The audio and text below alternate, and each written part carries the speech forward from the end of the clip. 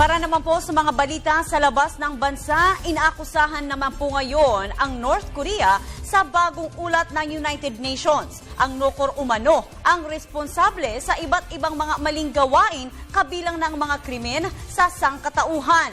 At ikatlong taon naman ng revolusyon sa Libya na ikinasawi ng diktador nitong si Muammar Gaddafi, ginugunita ngayon. Itong mga globalita ni Edwin Eusebio. Isiniwalat ngayon sa bagong ulat ng United Nations ang mga maling gawain ng North Korea. Karamihan sa mga ito ay krimen laban sa sangkatauhan. Kaugnay nito, nanawagan sa UN Commission of Inquiry in Human Rights sa North Korea ang International Tribunal.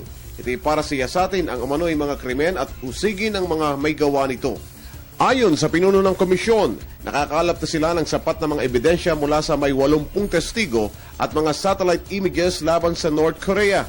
Karamihan sa mga testigo ay mga tumiwalag at mga nakatakas at nakatawid sa hangganan at nakapasok ng China. Bago pa man ilabas ang mga detalye ng investigasyon ng panel, lumitaw na sa media ang mga gross violations ng North Korea. Kabilang dito ang summary executions o maramihang pagpatay, panggagahasa, sa pilitang aborasyon at pangaalipin.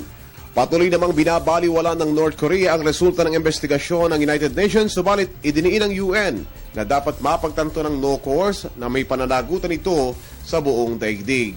3 taon na ang nakakalipas, nagdeklara ang mga katunggali ni Libyan leader Muammar Gaddafi ng Day of Rage laban sa kanyang diktadurya.